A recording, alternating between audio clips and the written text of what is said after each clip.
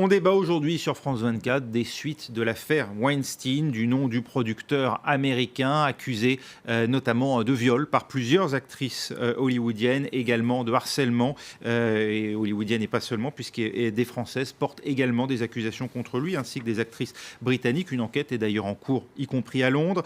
On a vu fleurir durant le week-end des hashtags, notamment Balance ton porc ici en France, ou encore MeToo aux États-Unis, qui appellent donc les victimes de harcèlement à se manifester. On en parle avec mes invités ici même en plateau. Marion Georgel, porte-parole d'Oser le féminisme, également avec Guillemette Odissino, journaliste cinéma à Télérama, avec Charles-Emmanuel Soussan, vous êtes avocat spécialisé en droit de la presse, et avec nous en direct de Bruxelles, Christophe Ginisti, fondateur d'Agorep, une société spécialisée dans l'étude d'opinion sur les réseaux sociaux.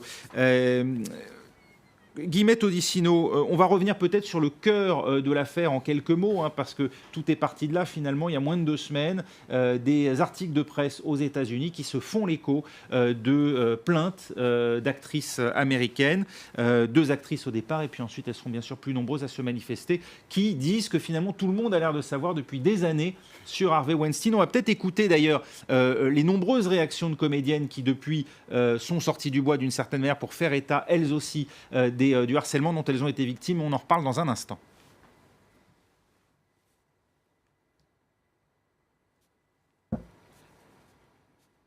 Et on m'a dit que nous n'avons pas les réactions de ces actrices. C'est toujours comme ça, quand on annonce, ça n'arrive pas, mais on l'aura sans doute plus tard. Alors justement, on va le décrire, nous, en quelques mots. Vous l'avez sans doute d'ailleurs vous-même déjà suivi à la télévision. Et voilà, ça y est, entre-temps, on a retrouvé les réactions de ces comédiennes. C'est tout de suite. Il était prêt à accepter mon scénario, mais pour ça, il fallait que je le regarde se masturber. Il est arrivé complètement nu. Il me bloquait la porte. J'espère qu'il regarde. Dis-le-moi en face, Harvey, que tu n'as rien fait. Depuis le début de ma carrière, on m'avait mise en garde. J'étais au courant de vagues rumeurs sur le comportement inapproprié de Harvey Weinstein avec les femmes. Je ne voulais pas lui montrer que j'étais pétrifiée. J'avais compris que plus je paniquais, plus il était excité. Il était comme un chasseur avec un animal sauvage. Guillemette Odissino, on a un tel pouvoir quand on est producteur indépendant à Hollywood que l'on peut de cette manière-là défier la loi finalement pendant aussi longtemps et surtout maintenir une chape de plomb. On vient de voir dans ces comédiennes, un certain nombre d'entre elles avaient déjà une carrière avant de rencontrer Harvey Weinstein et malgré tout elles se sont tues. Oui, alors déjà oui, sur le pouvoir et sur l'abus de pouvoir. Alors quand on est un tout petit producteur, espérons non, et encore, mais quand on est un producteur tel que lui, mais évidemment que c'est atroce à dire, mais oui, c'est quelqu'un qui a 50 Oscars derrière lui, qui peut faire une star du jour au lendemain, qui est le producteur de Tarantino, de Scorsese et de... Bon. Et à partir de là, en fait, quand vous dites, certaines étaient déjà célèbres à l'époque, celles qui entendaient parler étaient célèbres à l'époque. Mais dans les proies, parce qu'on parle vraiment d'un prédateur, c'est ce que Emma Decaune dit dans cette phrase, c'est un prédateur. Dans les proies de cet immonde prédateur, il y avait quand même souvent, hélas, de jeunes actrices en devenir où tout allait reposer sur le fait qu'elles acceptent ou pas qu'ils sortent à poil de la salle de bain, quoi. Et cette intimidation et cet abus de pouvoir sur de jeunes actrices qui sont complètement pétrifiées et traumatisées, et qui après, comme une des actrices américaines l'a dit, pas là-dedans mais dans la presse, et après j'ai mis ça sous clé dans ma tête. Donc en plus le traumatisme, pour pouvoir continuer, on le met sous clé. Les autres actrices, alors oui, elles prétendent, c'était des rumeurs. Jane Fonda aussi a fait une déclaration récente de mea culpa en disant, alors elle, que ça faisait 1 an que les rumeurs étaient de plus en plus fortes et qu'elle avait honte à ce moment-là de ne pas tout de suite avoir réagi.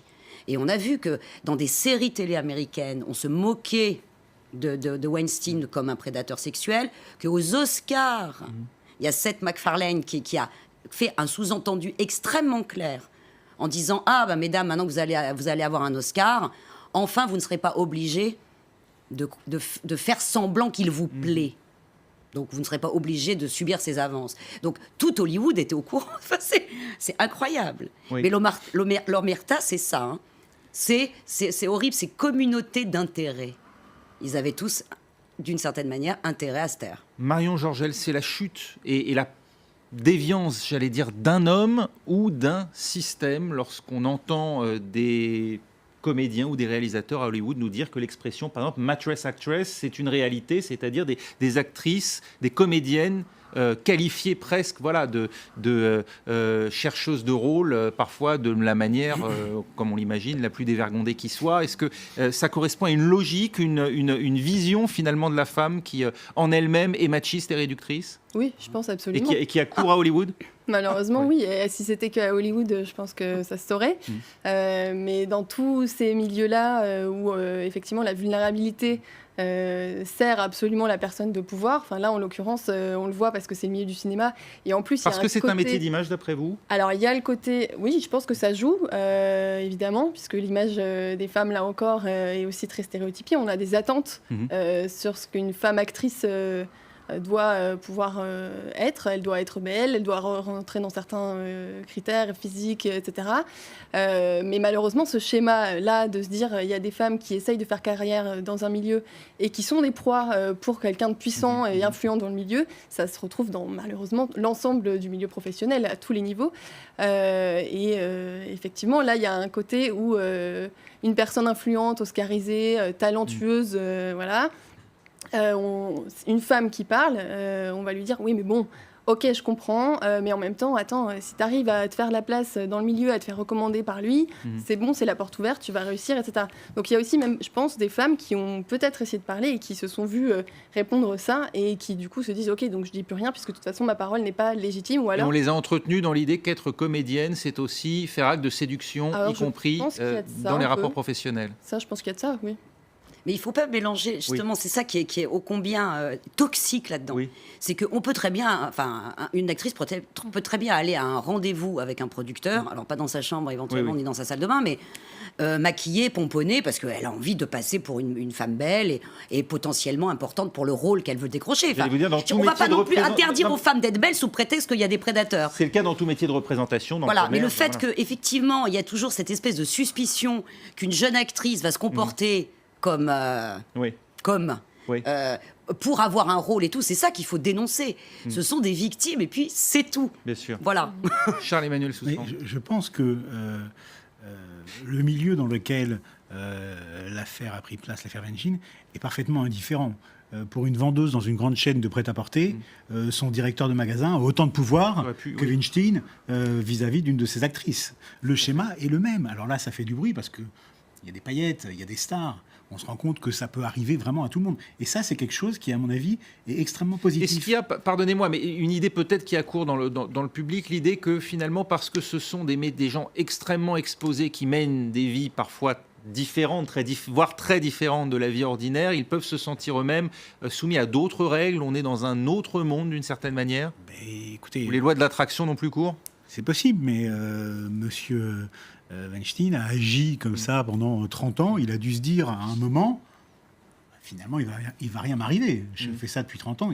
Oui, ce sentiment d'impunité, c'est ce qu'on évoquait aussi au moment de l'affaire DSK ici en France. Et visiblement, dans l'entourage de monsieur Weinstein, quand les actrices se plaignaient, on leur disait, écoute, fais pas de bruit si tu veux continuer à bosser, ton scénario, là, on va lui montrer, etc. Donc... Est-ce qu'on enfreint, pardonnez-moi, mais ça fait 10 jours maintenant que tout le monde accuse Harvey Weinstein.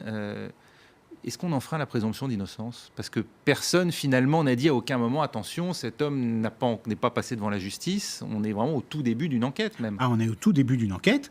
Et clairement, en France, présenter quelqu'un comme on le fait avec Harvey Weinstein, alors qu'une procédure est en cours. Je ne suis pas convaincu qu'il y ait une procédure en cours en France, parce qu'il faut qu'il y ait une procédure en cours. Ça relève effectivement de l'atteinte à la présomption d'innocence, c'est l'article 9.1. Oui. Ça vous a choqué, vous, en tant qu'avocat ? Bien sûr. Oui. Guillemette Odissino. En même temps, je ne veux pas du tout contester la présomption d'innocence, mais lui-même s'est un petit peu emmêlé les pieds dans le tapis rouge, si je peux me permettre, parce que après avoir contesté et crié, et oui, il a promis qu'il irait faire une cure pour ses problèmes sexuels. Alors il faut savoir, où il est blanc comme neige, ou alors il a vraiment des problèmes.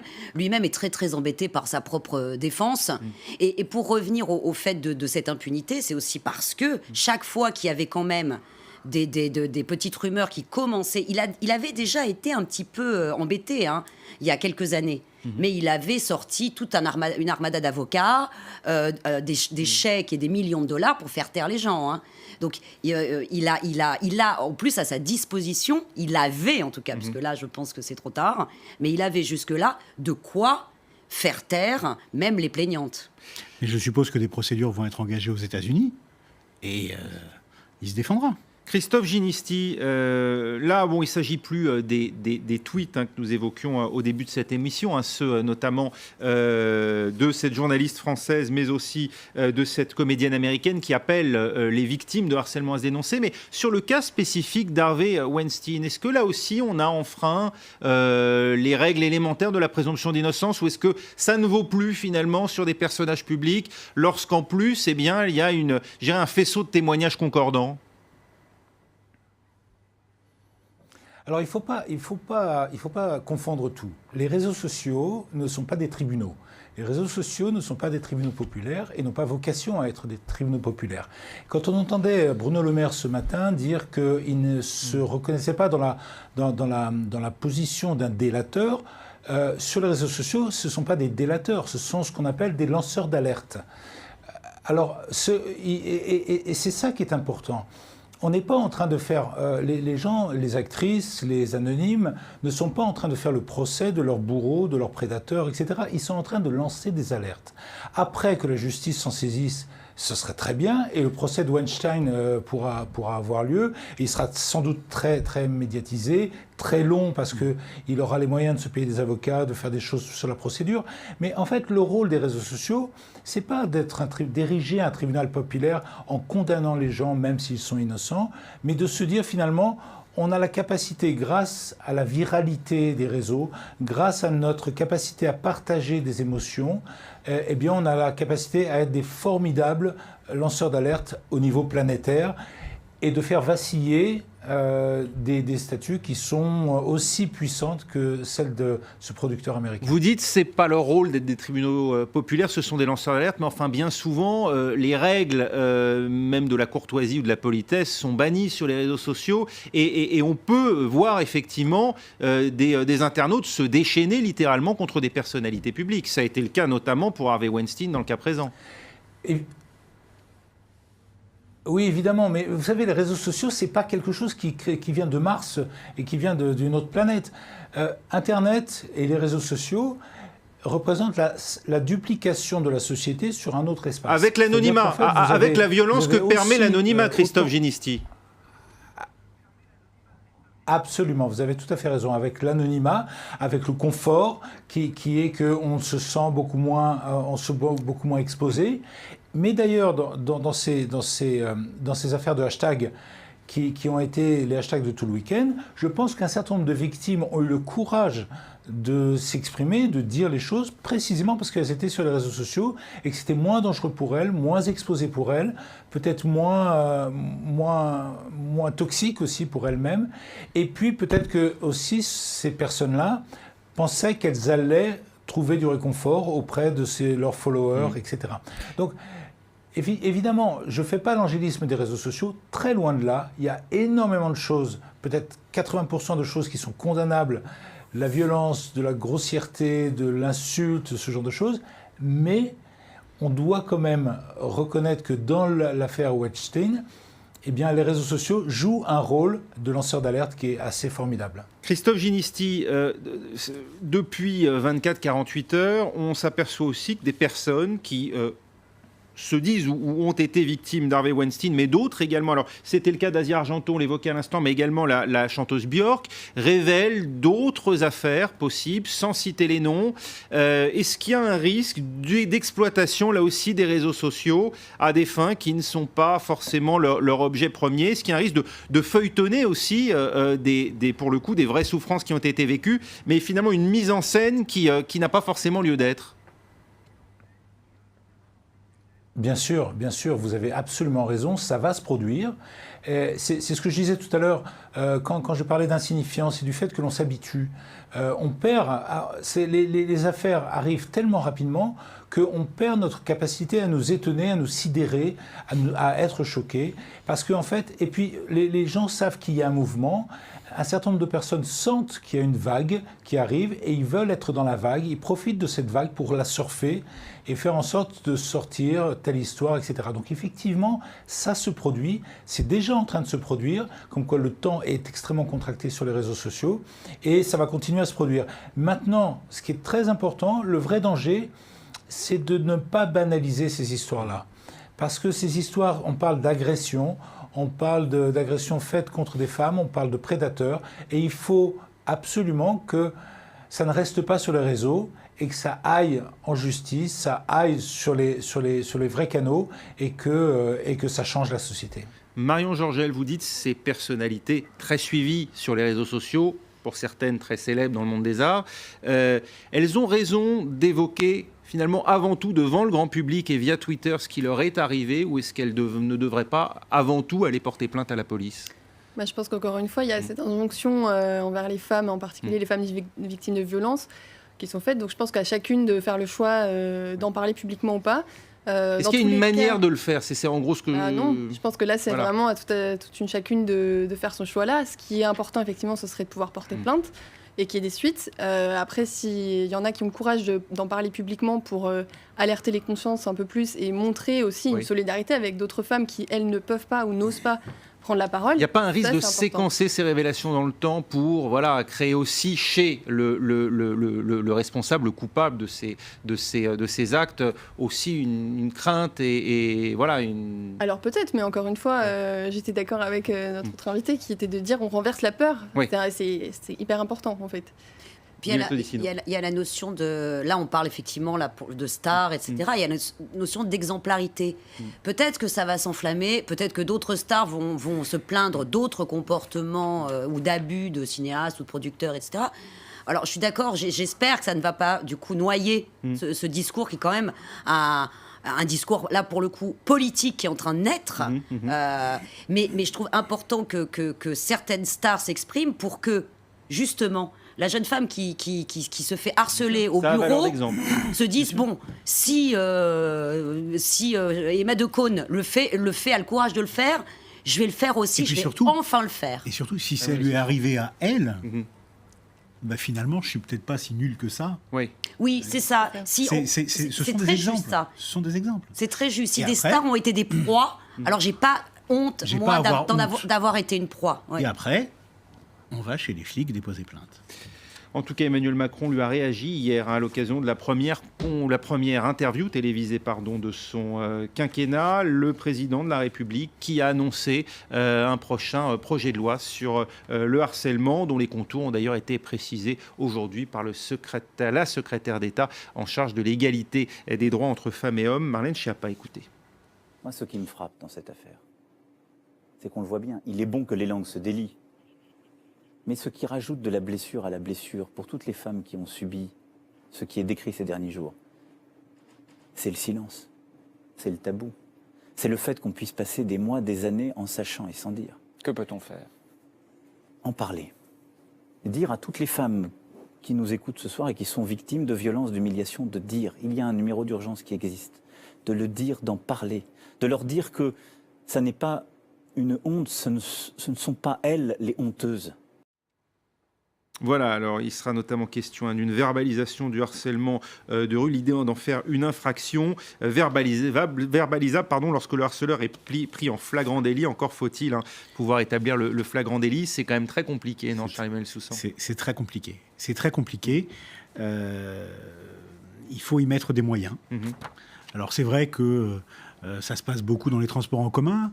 Donc peut-être que les contrôleurs qui sont assermentés pourraient, à l'occasion d'une tournée dans les rames, dresser des procès-verbaux pour cette contravention dont on nous dit qu'une loi sera votée. Oui. Mais on ne sait pas grand-chose sur cette loi. Non, mais d'ailleurs, ce sera en 2018. Oui, on sait juste qu'a priori, la prescription pour le viol devrait passer de 20 à 30 ans. Oui. Mais on n'en sait pas beaucoup plus. Et oui, tout à fait. Et d'ailleurs, la présomption de non-consentement dans le cas des mineurs aussi, ça c'est important. Tout à fait. Il y a eu des affaires effectivement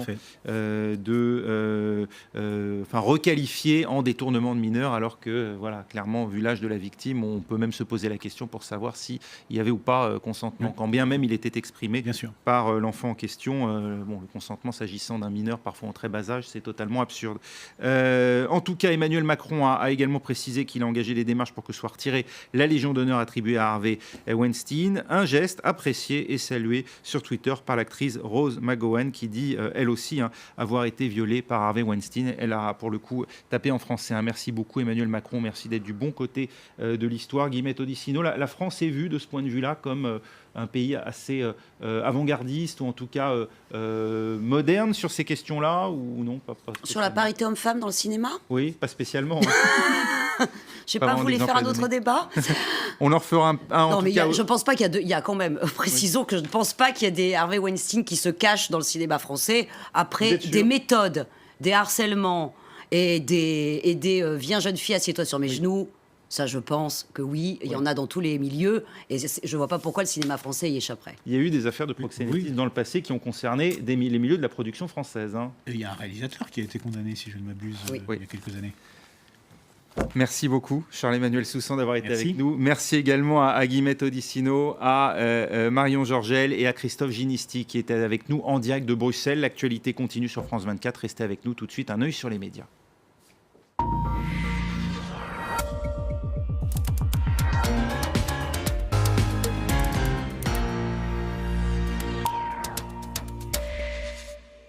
Et on revient sur le sujet de notre débat avec vous, Laure Manin. On revient à ce dont on était parti finalement, c'est-à-dire les réseaux sociaux. On continue de beaucoup réagir. Oui, absolument. Les réseaux sociaux qui ont même entraîné la ville de Deauville. À force de harcèlement, la ville de Deauville a accepté de supprimer le nom de Harvey Weinstein de l'une de ses célèbres cabines. On voit en bas de l'image la photo de la petite barrière sur laquelle se trouve son nom, qui a été repeinte en blanc. C'était ce matin, pas plus tard que ce matin. Dans les autres réactions, il y avait effectivement ces tweets sur Balance ton porc et MeToo, Julia Foïs, Grande Radio, Petit Couloir, un chef m'attrapant par la gorge, un jour je vais te baiser, que tu le veuilles ou non. Je vous en passe, il y en a de très nombreuses, mais surtout cette réaction de cette jeune femme. La seule chose révoltante avec le hashtag Balance ton porc, c'est qu'on a toutes au moins un truc à raconter quand c'est pas une vingtaine. Alors Alissa Milano, vous l'évoquiez tout à l'heure, avait parlé du hashtag MeToo, le MeToo qui a été également repris en français avec notamment ces histoires qui n'en sont pas, mais qui disent quand même, qui font remonter le problème. Je n'ai toujours pas envie d'en parler, mais il faut quand même que je le dise, MeToo. Moi aussi, juste pour être prise en compte en fait dans le nombre de personnes qui remontent ces histoires. Et puis il y a cette jeune femme qui rappelle, ces mecs qui rigolent, te traitent de menteuse quand tu témoignes. Voilà pourquoi on ne témoigne pas sur le coup. Et oui, forcément, c'est un grand problème. Exemple avec Julia Castagnet, j'avais 25 ans, j'étais attachée parlementaire. En allant vers l'hémicycle, Jean Lassalle m'a mis une main aux fesses. Et cet homme, Éric Gaffard, qui est animateur régional, rédacteur en chef et fondateur de Télé-Quotidien, de dire des tweets pour faire de la délation. Voilà à quoi sert Balance ton porc. C'est pas comme ça qu'on fera avancer le harcèlement. Puis il y a évidemment ces internautes qui trouvent très malin de faire des petits commentaires puisque les femmes ne veulent plus des attentions bienveillantes, des compliments pas machos. Alors enterrons la galanterie, ce qui fait réagir tout de même un certain nombre de femmes sur les réseaux sociaux, mais également sur ces articles. Par exemple, cette jeune femme, Asita Kanko, qui dit « Nous devons, nous les femmes, prendre le pouvoir ». De fait, un certain nombre d'initiatives ont émergé ces dernières années, parce que bien sûr, le phénomène n'est pas nouveau. Les femmes autour de cette table, vous avez certainement vous-même expérimenté ces affaires. Il y a cette jeune fille, il y a quelques semaines, qui a lancé cette initiative sur Internet. À chaque fois qu'elle se fait harcelée dans la rue par un homme plus ou moins subtil qui pense lui faire un compliment, de faire part de la galanterie, elle se prend en photo. Elle se prend en photo avec. Un certain nombre ont joué le jeu sans comprendre réellement quel était l'objectif de cette histoire. Et puis, il y a ces jeunes femmes au Kosovo qui en ont assez, elles aussi, d'être sifflées, harcelées dans la rue et qui ont décidé de créer carrément une application sur laquelle elles signalent les endroits où elles ont été agressées, enquiquinées et le type d'agression pour faire remonter les informations aux autorités et que celles-ci puissent prendre des mesures. Heureusement, malgré tout, il y a tous ces hommes qui sont solidaires. Difficile de voir passer tous ces MeToo, dit cet homme. Grand temps que nous nous regardions dans le miroir. Messieurs, nous devons faire mieux. Effectivement, rappelons-nous quand même que cette histoire a été mise au jour par un homme, Brennan Farrow, dans le New Yorker. Zut, petite image qui disparaît. Mais bon, on a compris l'idée. Ah ben voilà. Le fils de Woody Allen qui n'est pas très solidaire sur ce coup-là. Je ne suis pas fière de mon fils. Et puis, il est je pense que très c'est vrai sensible aussi, au cas de Weinstein. Oui, je pense qu'effectivement, il y a un aller-retour dans ce cas-là. Voilà. Et il soutient Weinstein, Woody Allen.